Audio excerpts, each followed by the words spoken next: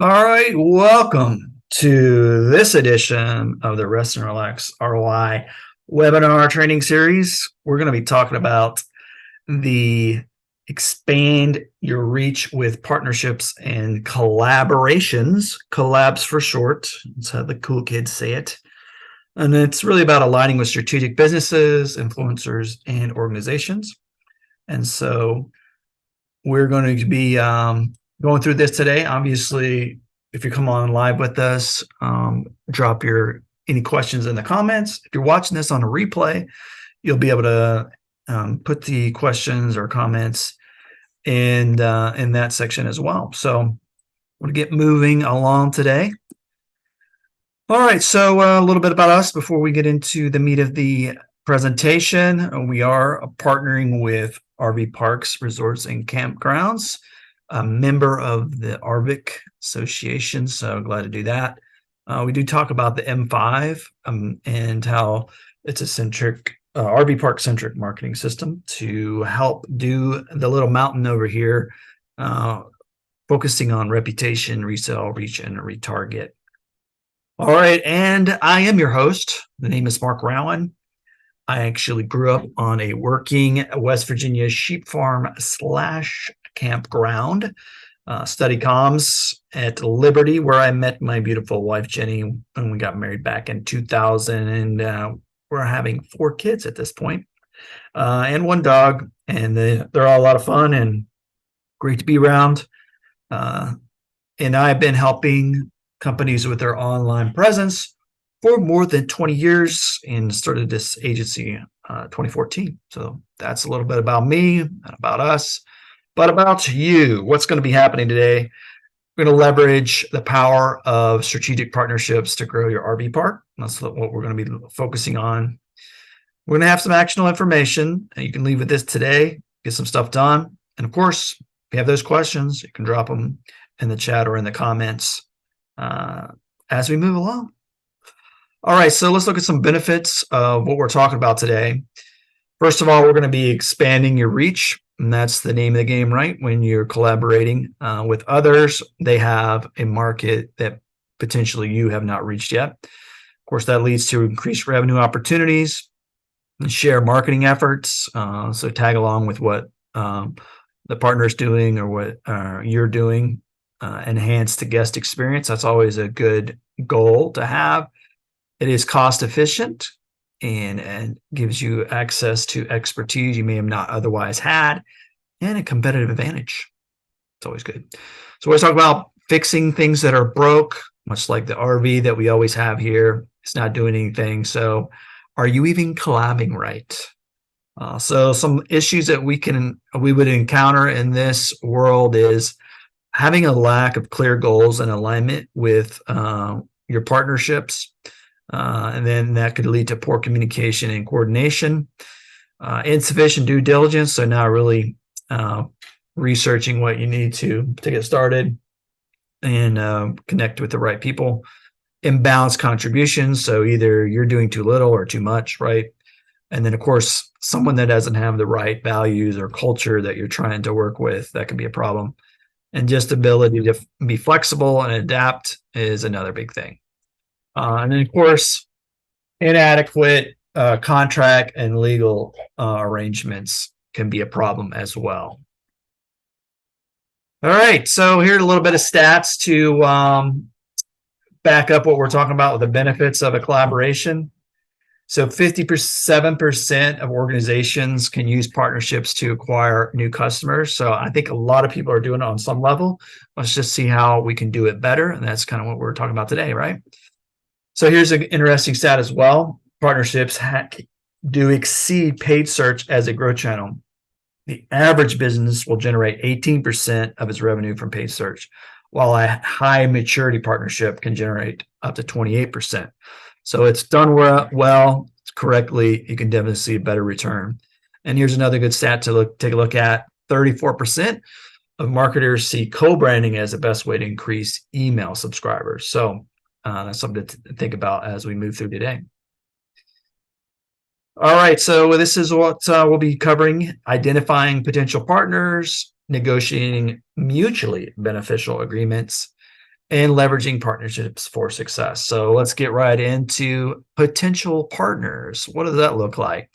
So let's just talk about strategic partnerships for a second. To say it briefly, it is a formal agreement with another entity, business, organization with shared goals and complementary resources. And of course, that would include the type of people that you want to talk to. And we're going to talk about the importance of the collabs in your business growth and how that's going to increase your exposure and attract new guests.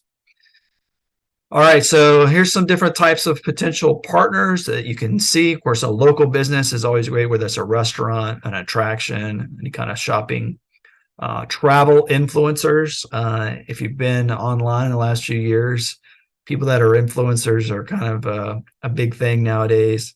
So that could be a blogger, social media personality. There's a lot of people in the space of outdoor camping and RVing now that you could potentially leverage for this type of thing. And of course, industry organizations. We mentioned RVIC that we're a part of, and some of those that would be watching this and would be a part of that as well. Of course, there's other things like RV clubs and travel associations beyond that as well. We'll take a look at that as we go on. So we're going to talk about the target audience and identifying their interests. So you want to really understand the demographics and preferences of your particular audience. And what does that look like when you're partnering with another business? Do you have the same target audience? So make sure whether, are you really focused on retirees? Is it more about families? Of course, that's going to dictate the type of partnership. And then you want to, like I said, have those similarities. So catering to the similar audience.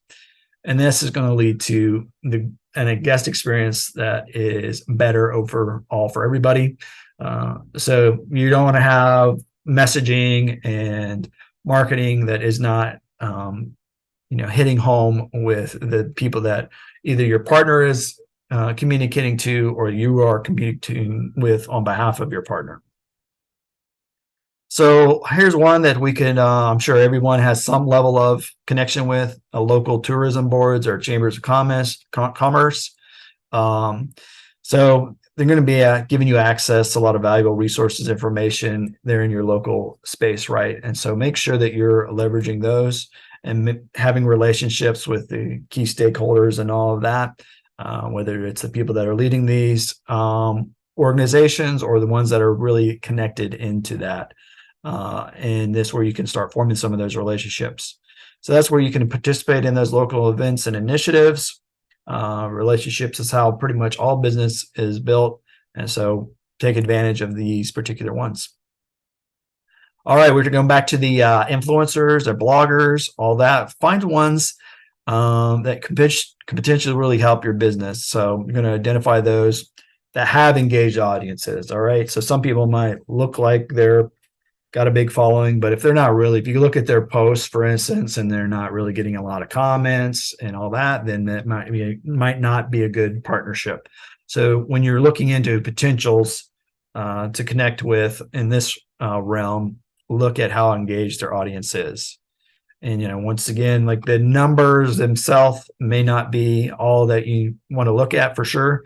So how far are they reaching? What is their style? Is it matching with what you're trying to accomplish so that it can be a good fit with your particular brand?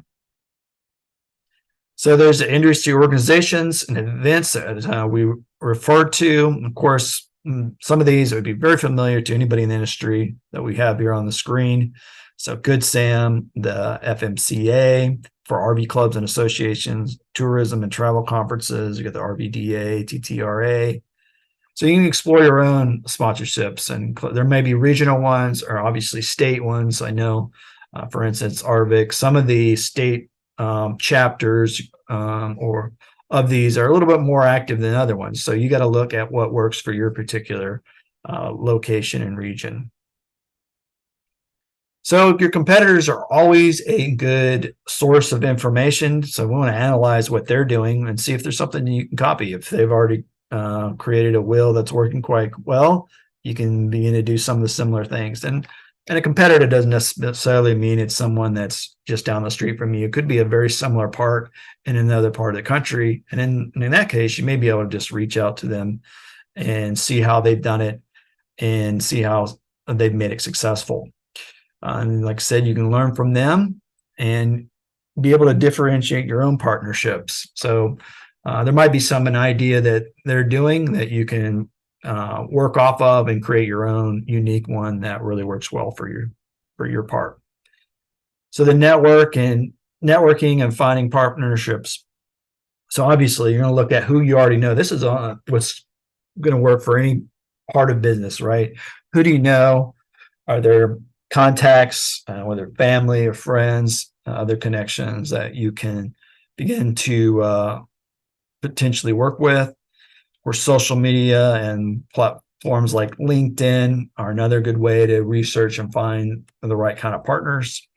And as we mentioned earlier, with some of these local associations, get out there, get known, start developing those relationships in your own industry and ones that are adjacent to what you're doing. All right. So here's an example of a potential partner, right? A tourism board. Of course, it may be called something a little bit different in your area, but this gives you the chance for you to promote the region as an ideal destination for RV travelers. So, whatever's going on in your particular area, it's not just necessarily RV parks and campgrounds, but you coming alongside of them will definitely highlight that fact that it is an option.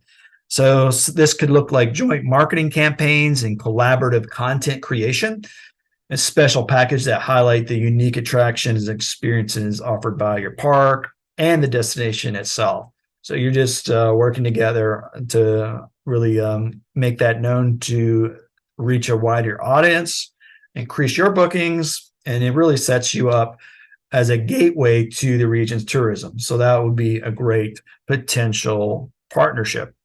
Another one would be like a local food vendor, maybe a food truck.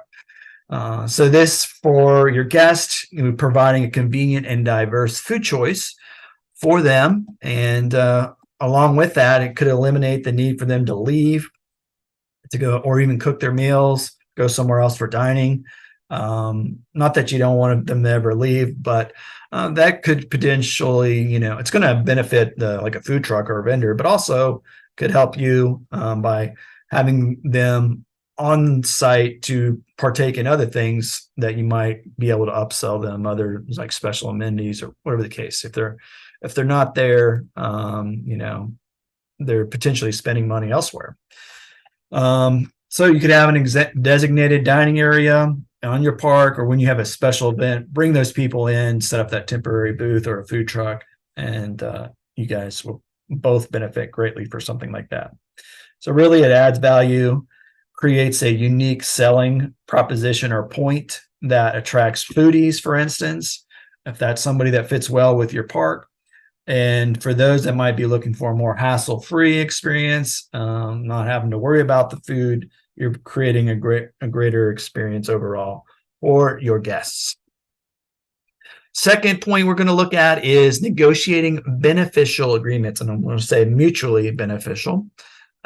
So we're going to talk a little bit about navigating this process and the importance of being open in your communication and, of course, trusting one another, and then being able to balance each party's interests and goals. It can't be lopsided. And I do want to say there's a little bit of a disclaimer.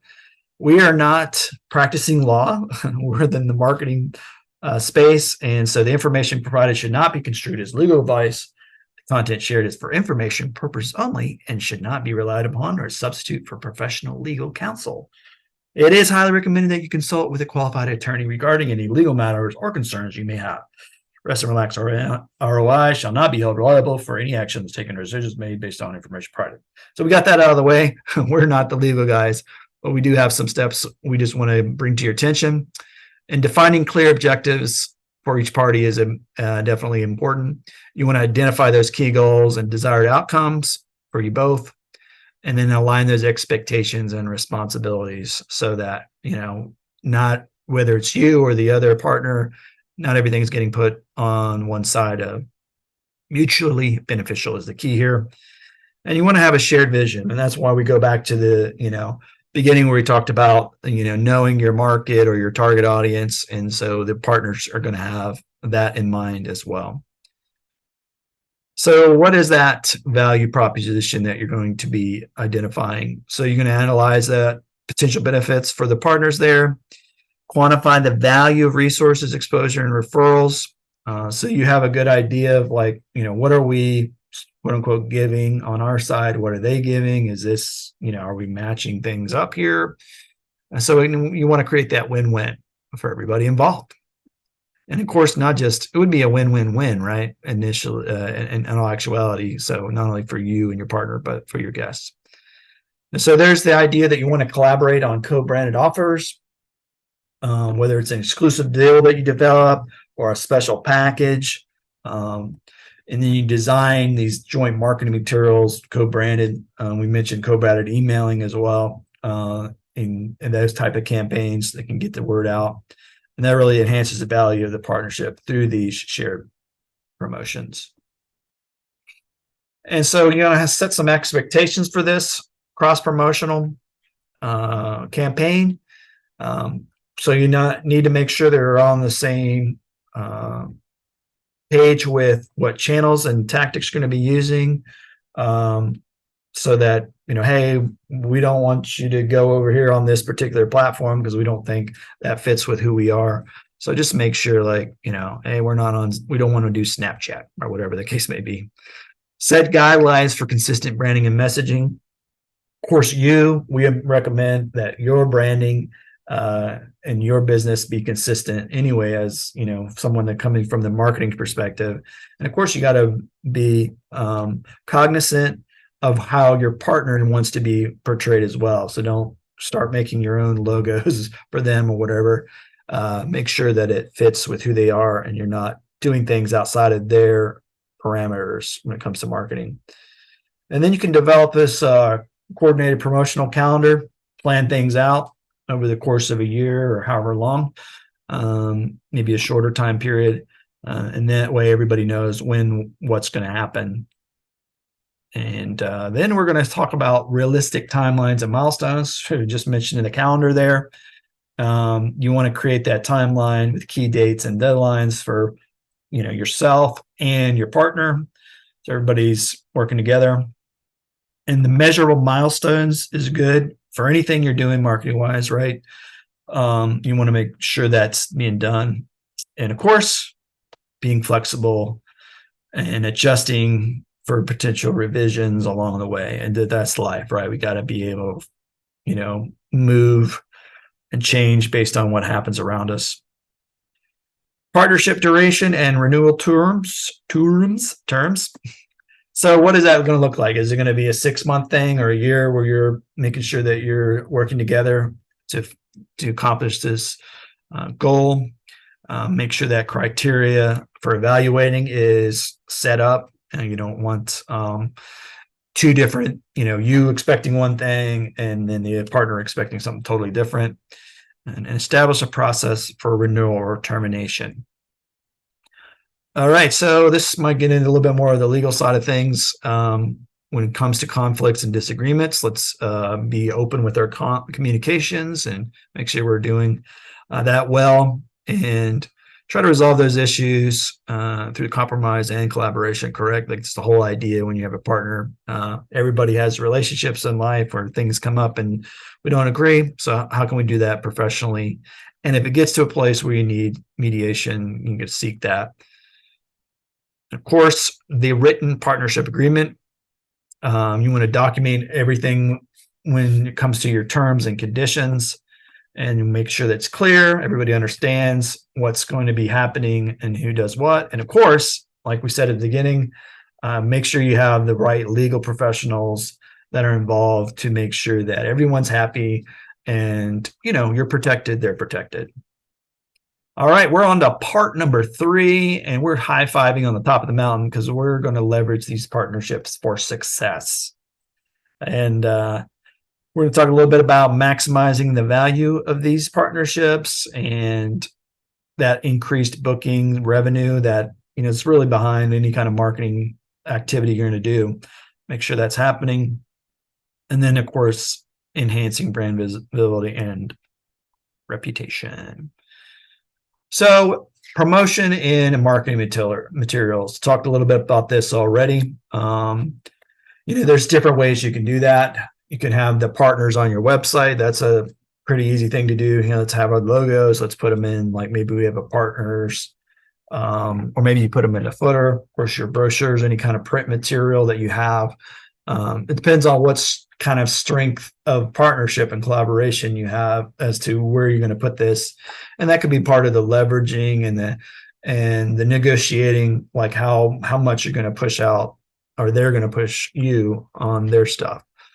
Of course, there's email campaigns. When we talked about the stat of 34% of marketers see that is a great way to increase their email campaigns. So that's a great way to do it.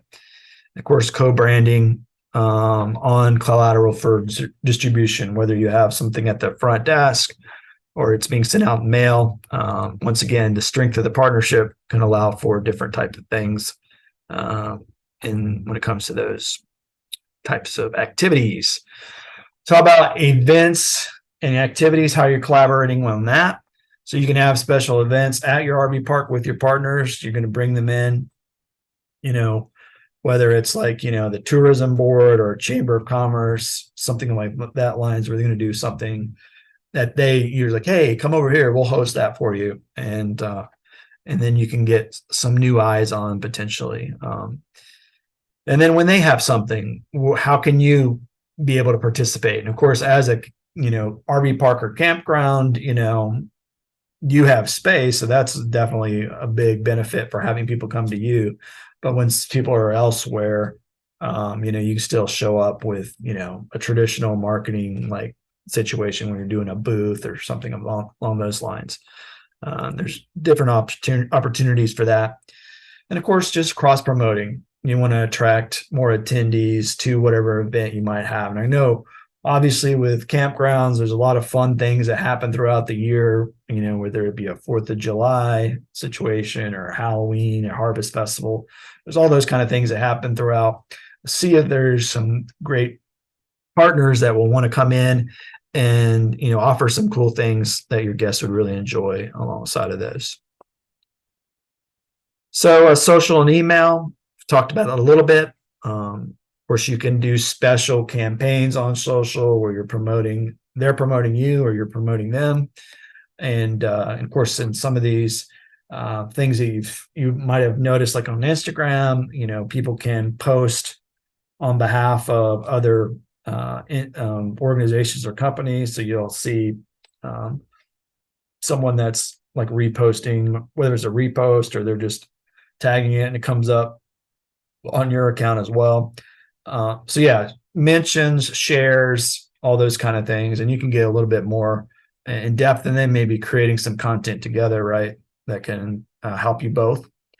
And then of course your email newsletter, feature them. And of course it could be something you do every month. Maybe you have all these different partners that you've lined up for different things. And you just have like a section for that. And of course, reciprocate. That's always that's a part of the whole thing, right? It's just not you doing everything. You want to see as much buy-in from their side as you are doing. And that's the benefit of these type of things. All right. And another thing that is great to have is success stories from your partners. This is feedback is always good no matter what you're doing.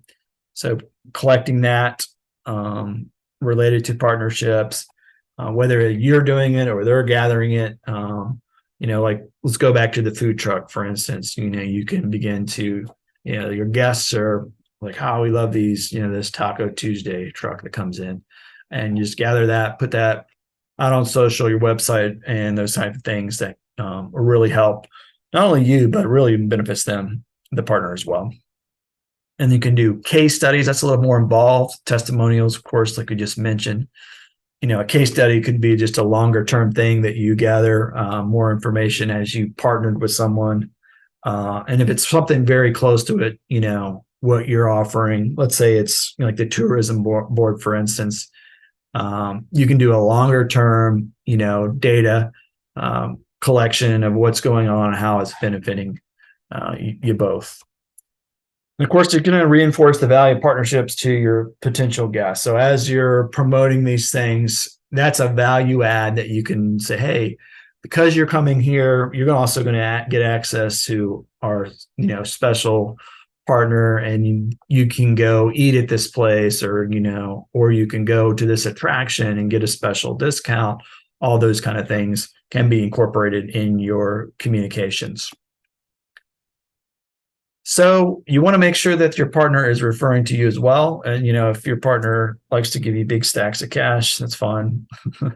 So you're going to offer incentives, whether it's discounts or rewards, to your partner referrals. You provide partners with tracking tools and resources so that they know how things are going. There are more sophisticated things going with this. Like if someone's booking through a partner, then you can give them a kickback. That's just an affiliate type of software that could be potentially used. And then you can regularly acknowledge and celebrate the successful referrals. So when you're growing your business because of these strategic partnerships, you want to make sure that they know it's working. And of course, you want to hear on your side if it's working out for them as well. So exclusive perks to a partner customers. So this is, let's say it's your, maybe it's just like an insurance company that wants to partner with you. You're going to send information to them that say, hey, if you come, we got a special offer for you because you're a customer of XYZ insurance company. And, it could be exclusive discount for them, or maybe a special access to premium amenities because there's just different things that you can offer that way, right? And then you want to make sure that they're promoting those deals to their audience so that you're getting continued revenue increase, bookings, that sort of thing. And then that's just going to enhance the guest satisfaction and loyalty through that added value as you're giving special perks to the partner audience. All right. And expanding your reach within their network is obviously a big part of all of this. So you could work out through the agreement that you're going to get access to their mailing list or their social media followers. And of course, more than likely, if you do something like that, they're going to have access to yours as well. So that's why it's so important to make sure you're teaming up with the right kind of people. And then you can collaborate on joint PR efforts and media coverage. Or maybe you guys go and do something special in the community where you're just giving back. And then you can force multiply those kind of things because you have both sides of the partnership getting out there and talking about it and getting known. So that allows you to just expand that reach beyond your existing audience because, like I said, it is one of those force multipliers. So this is always huge. No matter what you do in marketing, we measure and track to make sure you're doing the things that you set out to do. If you're not measuring it, if you're not tracking, you don't know if you're failing or succeeding in many cases. So you want to make sure you get these KPIs put in place. So you just have to research that based on what you're doing in an individual activity. So that's a key performance indicator, and do that at the beginning so that you're not like trying to figure out halfway through is like, wait a minute, is this working or not working? And then you're going to regularly monitor and analyze that to see, that's why you might want to do like a shorter term up front. You don't want to go too short because you just don't have time for it to mature and get enough reps, so to speak, of collaborating. But probably wouldn't want to go out and do like a multi-year agreement on something if you're just getting started out.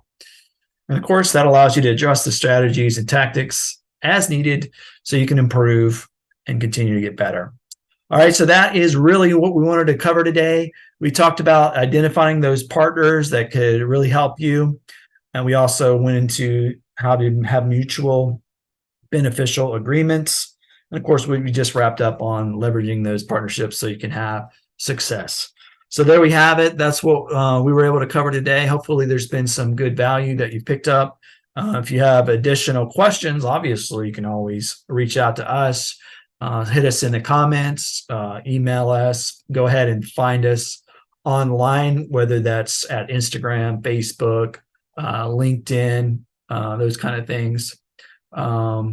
Yep, Aaron, we appreciate you being on live with us today. And if anything comes up where you think, hey, wait a minute, what about this? You can always reach out. And we appreciate everybody that is a part of the Rest Relax ROI community. And so until next time, I'm going to say happy trails to you. But of course, if you do want to have conversations, go ahead and look at book.restrelaxroi.com. And we'd love to chat. All right, now I'm actually going to say for real. Until next time, happy trails.